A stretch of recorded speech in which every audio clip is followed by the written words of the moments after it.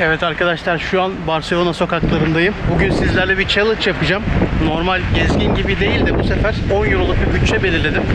Bakalım 10 euroyla karnımızı doyurabilecek miyiz? Bunu test edeceğiz hep beraber. Bu arada yol üzerinde bakın, şanlı Espanyol'umuzun stadı. Racing Club de Espanyol. Bunu da göstereyim dedim. Şimdi bana en yakın metro durağına gideceğim.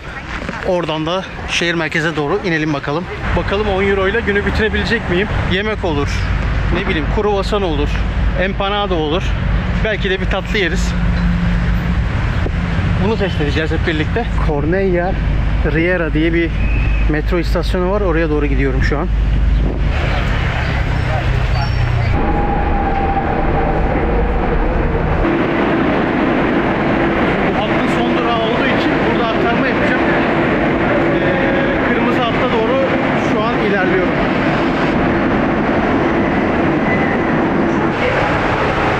Şöyle basıyorsunuz.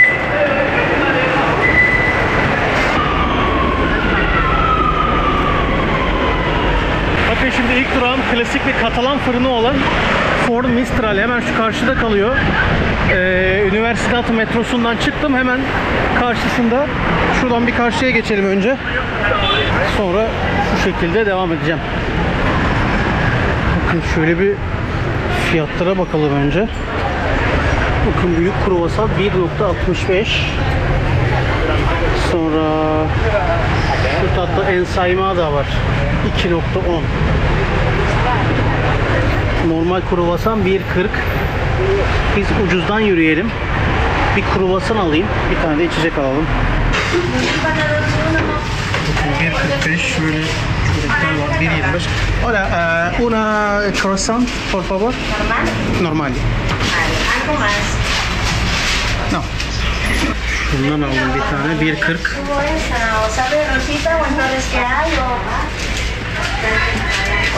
Abajo tengo bandeja también. Ahí afuera tengo bandeja y la también. Vale, ahora tengo. Aquí tienes. Şöyle ediyoruz.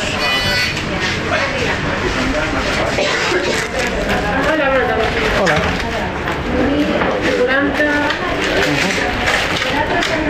Gracias. Evet, 1.40 harcadık. Şimdi şuradan bir yerden de bir tane kahve bulalım. Kahve alalım. Evet, hemen yanında bir tane kafes yazıyor. Şuraya bir gireyim bakayım.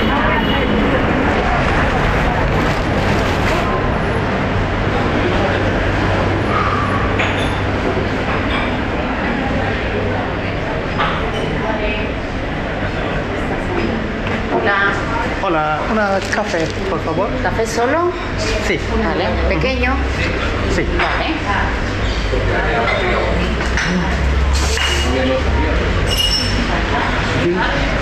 Bütçemizi düşünüyoruz arkadaşlar. En düşük fiyattan alıyorum 1.45. Cappuccino alsaydım 2.5. Geç kahvaltımıza böyle başlayalım. Evet, ne almıştık? Bir tane kruvasan aldık 1.40. Bir tane de kahve aldım şuradan 1.45. Toplamda 2.85 harcamış olduk. Geç kahvaltımız için. Şöyle içeride oturacağım mı dışarıda oturayım dedim. Şöyle etrafı biraz izliyorum. Şimdi kruvasanımızı yedik. Kahvemizi içtik. Şuradan biraz enerji depolayalım. Bir tane meyve alayım, bir tane su alayım. Bakalım şuralarda bir market varsa minimal olarak devam edelim. Bakın Barcelona'da sokaklarda böyle devasa çöp kutuları var. Şuradan pedalına basıyorsunuz. O şekilde açılıyor. Böyle yol kenarlarında sürekli görebilirsiniz.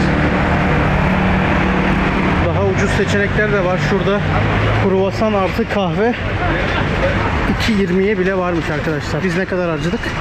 2.85. Şurası neymiş? Mercat del Nino. Şuradan alabilirim sanırım bir şeyler. Bir girelim bakalım. Ha bakın, Mercadona alt tarafı bildiğiniz süpermarket. Üst tarafı da böyle gene süpermarket gibi ama daha çok böyle pazar yeri gibi diyebiliriz. Farklı farklı şeyler var. Standlar var. Hangisine gidelim? yukarıya bir çıkalım bakalım. Bakın buralarda taze deniz ürünlerini de alabiliyorsunuz. Bu arka tarafta pişiriyorlar size. Böyle yerel halktan gelenler var. Mesela öğle yemeğini burada yiyorlar. Hani Meksika videolarından hatırlarsınız, böyle açık, daha doğrusu kapalı bir alanda böyle daha düzensiz bir pazara girmiştim. Merida'daydı sanırım. Onun gibi ama daha düzenli hali tabii. Böyle küçük küçük restoran şeklinde. Daha çok böyle et ağırlıklı görüyorum.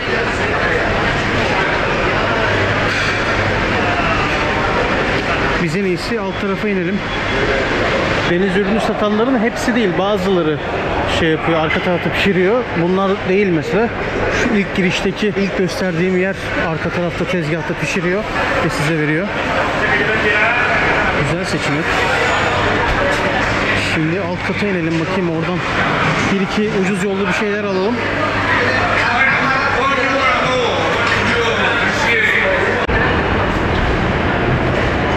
Bakın 1 kilomuz 1.50.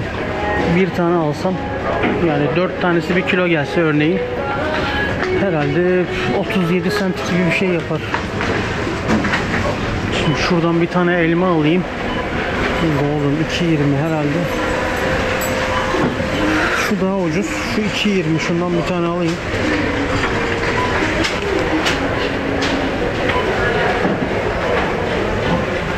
Çok taze gözükmüyor ama şu iyi.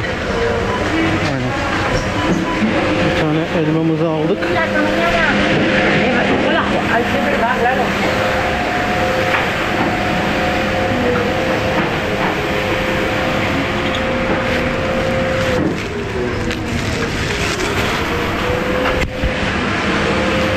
Şuradan bir tane de muz alalım.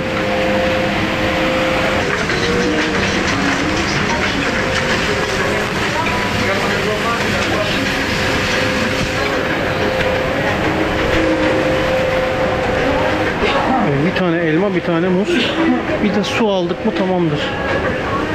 Bakın bu Mercadona marketler de hakikaten ucuz. Örneğin benim 1.40'a aldığım kruvasan burada 55 cent. Şöyle Napolitana tarzı olan 85 cent. Empanadalar var 1.30. Beşamel soslu. Aynen. Yani her yeni yerde daha ucuz ürün bulunabiliyor arkadaşlar. Bütçeyi aşmayacağız gibi gözüküyor, bakalım. Bakın arkadaşlar, aldığım şeyleri söyleyeyim size. Bir tane elma 44 cent. Şöyle bir tane muz 35, ne yaptı? 79 yaptı. Bir tane de su aldım. Toplam ödediğim para 1.03, yani 1 euro. Bu gördüklerinizi 1 euroya almış oldum. Yani 1.03 45 lira gibi bir şey.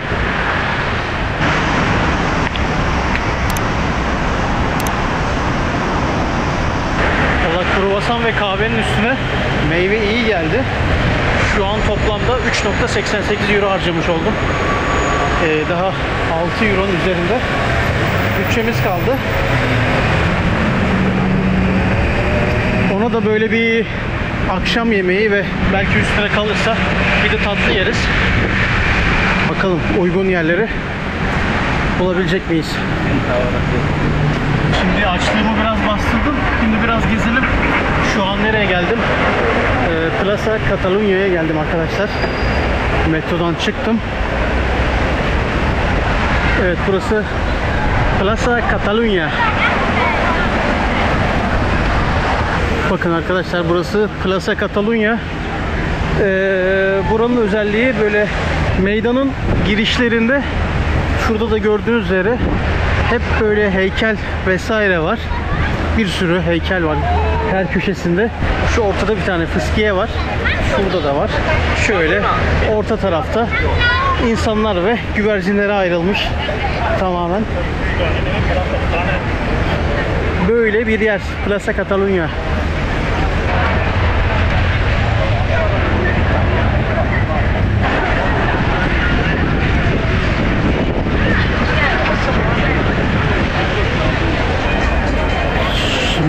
Şuradan La Rambla'ya doğru kaptıralım arkadaşlar. Oradan da sahil tarafına. Bakın etrafta Barcelona bayrakları. La Rambla'dan aşağıya doğru yürüyorum. Dün akşam Espanyol'u yenerek şampiyon oldular. O yüzden ufaktan kutlama hazırlıkları var. Hatta pazar günü de Villarreal maçı var. Ben de o statta olacağım. Orada da kutlama yapacaklarmış. Evet, Barcelona'nın en ünlü sokağı La Rambla.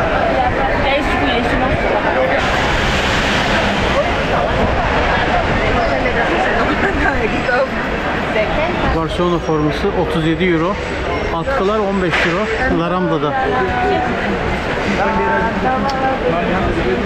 Magnetler de burada ortalama 3-3,5 euro arasında değişiyor arkadaşlar. Tabi diğer turistik olmayan yerlerde 1 euroya kadar bulabilirsiniz. La Rambla'dan sağa bir yere döndüm, bir tane sokağa. O kalabalık nasıl bir anda azaldı. Yalnız böyle bir sürü ara sokak var, hepsi de birbirinden güzel. Böyle Katalonya bayrakları. Bakın böyle bir yere çıktım arkadaşlar. Buranın ismi Rambla del Raval. Buradan bir karşıya geçelim. Burası da La Rambla'nın az gelişmiş bir versiyonu diyebilirim. Hava artık yavaş yavaş kararmaya başladı. Benim de karnım birazcık acıkmaya başladı. İsterseniz şöyle bakın, şurada 100 Montaditos diye bir yer var. İspanya'nın favori mekanlarından birisi. Burada küçük küçük sandviçler satıyorlar galiba. Onlara bir bakalım. Bakın arkadaşlar, şunlardan 2 tane söyledim. Küçük, içinde tavuk var. Tavuklu sandviç 2 tanesi. Tanesi 1 olmuş. 2 tanesi 2.20. Bir tane de su aldım. Toplamda 3.70 yaptı. 3.88'de daha önce de ödemiştik. Şu an toplam gider 7.58 olmuş oldu. Yani yaklaşık 2,5 euro daha hakkım var. Bakalım 2,5 euroya bir tatlı bulabilirsek bir de tatlı yeriz, günü kapatırız. O zaman afiyet olsun. Şöyle yanında cips de var. Evet, şimdiye kadar 7.58 euro harcamış oldum. Kapanışı da bir tatlıyla yapalım. 2,5 euroluk bütçemiz kaldı. Şurada bir tane churros satan yer buldum. Oraya gideceğim. Bakayım uygun bir şey bulabilirsem. 10 euroya tamamlayabilecek miyiz bakalım.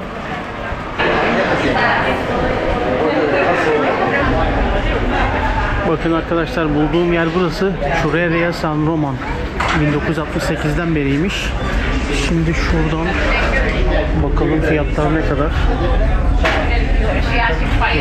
Altılı churros ve çikolatayı 5 liraya satıyorlar. Sadece churros alırsanız 2,5. Can I have churros plus hot choco? You only serve 6 or 3. Can I also get tres? Tres how much? Same?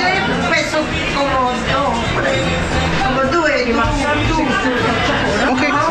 Okay. Okay. Okay. Sí, sí, sí. Bakalım, daha ucuz seçenek de varmış.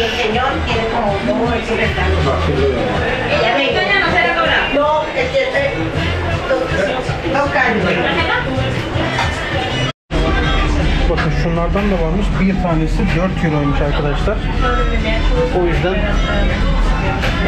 6 tanesi almak daha mantıklı. Abim şöyle kızartıyor şuradan.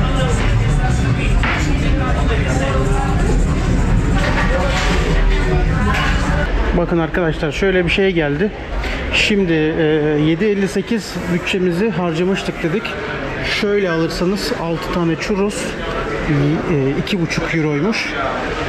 Bu durumda 10 euroyu tamamlamış oluyoruz. Ben kendim biraz şımartıp çikolatadan da aldım. Bu ikisinin toplamı 5 euro. Ama dediğim gibi sadece churros alırsanız, isterseniz şekerli de yapabiliyorlar. O zaman 2,5 euro. Buna böyle batırıp yiyorsunuz arkadaşlar.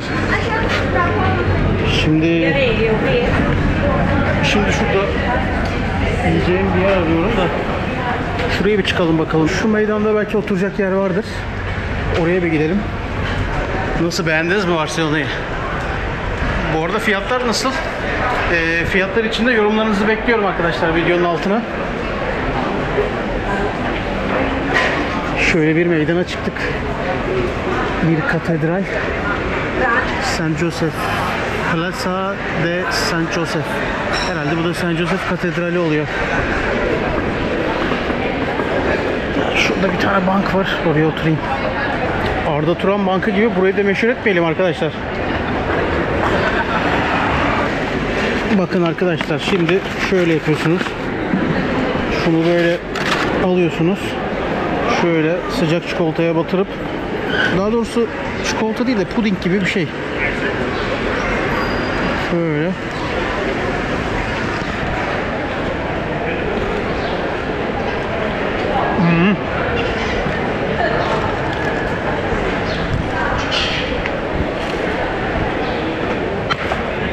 Bu şekilde.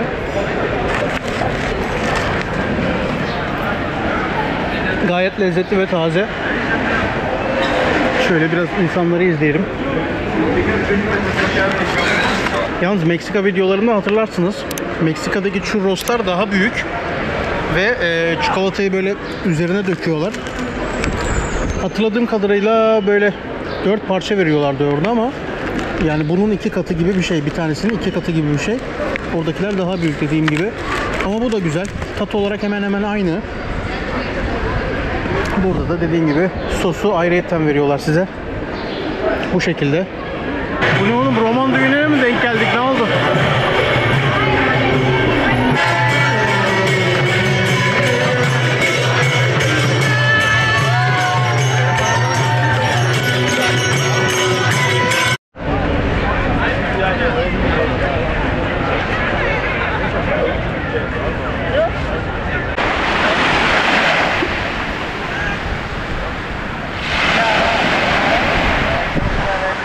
Evet arkadaşlar, bugün Barcelona sokaklarında 10 euroya karnımızı doyurabiliyor muyuz? Bunu test ettik. Önce ne yaptık? Önce kahvaltıyı kahve ve kruvasanla geçirdim. Ara öğünü meyveyle geçiştirdim. Öğle yemeğini 2 küçük sandviçle geçirip akşam kapanışı da tatlıyla yapıp 10 euroluk bütçemizi tutturmuş olduk arkadaşlar. Umarım faydalı bir video olmuştur. Videoyu beğendiyseniz yorum yapmayı ve abone olmayı unutmayın. Bir sonraki videoda görüşürüz.